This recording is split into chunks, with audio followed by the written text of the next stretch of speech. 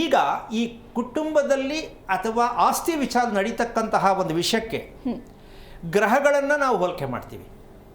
ಗ್ರಹಗಳಿಂದ ತೊಂದರೆ ಆಗಿದೆ ಅಂತ ಹೇಳೋರು ಕೂಡ ಹೇಳ್ತಾರೆ. ಅದಕ್ಕೆ ಕರ್ಮ ಅಂತಲೂ ಕೂಡ ಹೇಳ್ತಾರೆ, ಅಥವಾ ವಿಧಿ ಅಂತಲೂ ಕೂಡ ಹೇಳ್ತಾರೆ. ಇದು ಯಾವುದೋ ಒಂದು ಆಗಿರುತ್ತೆ ಅಂತ ಇಟ್ಕೊಳ್ಳೋಣ. ಇದಕ್ಕೇನು ಹೇಳ್ಬೋದು ಅಂದರೆ, ಗ್ರಹಗಳನ್ನು ಹೆದರಿಸುವ ಶಕ್ತಿ ನಮ್ಮ ಗೃಹಕ್ಕಿದೆ.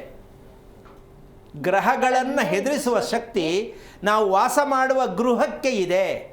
ಈಗ 9 ಜನ ಗ್ರಹಗಳಿಂದ ಹೋಗೋ ಬದಲು ಮನೆಯೇ ಒಂದು ಪ್ರಧಾನವಾದ ಗ್ರಹವನ್ನಾಗಿ ನಾವು ಅಲ್ಲಿ ಕೂರಿಸೋದಕ್ಕೆ ಪ್ರಯತ್ನ ಮಾಡಿದ್ರೆ 9 ನವಗ್ರಹಗಳಿಗೂ ಜಾಗ ಇಲ್ಲ ಅಂದರೆ ನಾವು ಎಷ್ಟು ಚೆನ್ನಾಗಿರ್ಬೋದಲ್ಲ.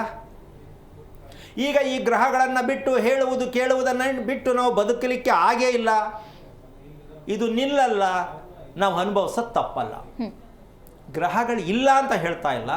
ಗ್ರಹಗಳನ್ನು ಹೆದರಿಸುವ ಶಕ್ತಿ ನಮ್ಮ ಮನೆಯೇ ಒಂದು ಗ್ರಹ. ಆ ಒಂದು ಗ್ರಹದಿಂದ ಅಷ್ಟೂ ಜನನ ಹೆದರಿಸೋ ಶಕ್ತಿ ಇರಬೇಕಾದ್ರೆ ಅಂಥ ಮನೆ ಯಾಕೆ ಕಟ್ಟಬಾರ್ದು?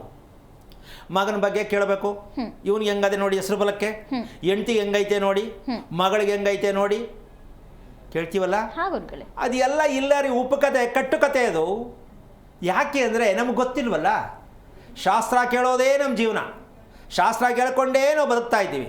ಇದು ಹೋಗಲ್ಲ, ಈ ಕೆಟ್ಟ ಅಭ್ಯಾಸ ಸುಲಭ ಹೋಗಲ್ಲ. ಅಂದರೆ ಇಲ್ಲಿವರೆಗೂ ಆ ರೀತಿಯಾದಂಥ ಮನೆ ಒಂದು ಕಟ್ಟಕ್ಕೆ ಆಗಿಲ್ಲ ಅಂತ ಹೇಳ್ತೀರಾ ಗುರುಗಳೇ? ಹಾಗಿದ್ರೆ ಸಾಮಾನ್ಯ ಒಂದಂತೂ ಹೇಳ್ಬೋದು.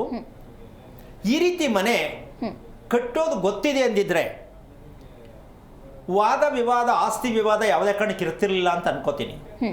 ಇದು ಆಚರಣೆಗೆ ಇನ್ನೂ ಬಂದೇ ಇಲ್ಲ ಅಂತ ಕೂಡ ಅನ್ಕೋತೀನಿ. ದೇವಾಲಯವೇ ನಡೀತಾ ಇದೆ ಅಂದಮೇಲೆ ಮನೆಗಳ ಕಥೆ ಏನಮ್ಮ? ಅದಂತೂ ನಿಜ. ಈಗ ದೇವಾಲಯ ಕಟ್ಟಿ ಸ್ಟೇಷನ್ ಕೋರ್ಟ್ಗೆ ಹೋಗಿ ಗಲಾಟೆ ಆದಮೇಲೆ, ಕಳ್ತನ ಆದಮೇಲೆ ದೇವಾಲಯದಲ್ಲಿ, ಇನ್ನು ದೇವಾಲಯದಲ್ಲಿ ಇರತಕ್ಕಂಥವರೇ ಮನೆಗಳು ಕಟ್ಟೋದಕ್ಕೆ ಪ್ಲಾನ್ ಕೊಡೋದು, ಹೇಳ್ಕೊಡೋದು. ದೇವಾಲಯ ಆ ಮಟ್ಟಕ್ಕೆ ತಗಲಾಕೊಂಡಿದೆ ಅಂದಮೇಲೆ ಅವ್ರು ಯಾವ ಮಟ್ಟಕ್ಕೆ ತಿಳ್ಕೊಂಡಿದ್ದಾರೆ ಅಂತ ಯೋಚನೆ ಮಾಡ್ಬೇಕು ನಾವು. ಆದರೂ ನಾವೇನು ಅನ್ಕೋತೀವಿ, ಹೋಗಿ ಶಾಸ್ತ್ರ ಕೇಳ್ದು ಅಂತೀವಿ. ಅಲ್ಲೇ ತಗಲಾಕೊಂಡೈತೆ, ಅಲ್ಲೋ ಏನು ಕೇಳ್ತೀರಾ ಅಂತ ಇವ್ರಿಗೆ ಗೊತ್ತಿಲ್ವಲ್ಲ.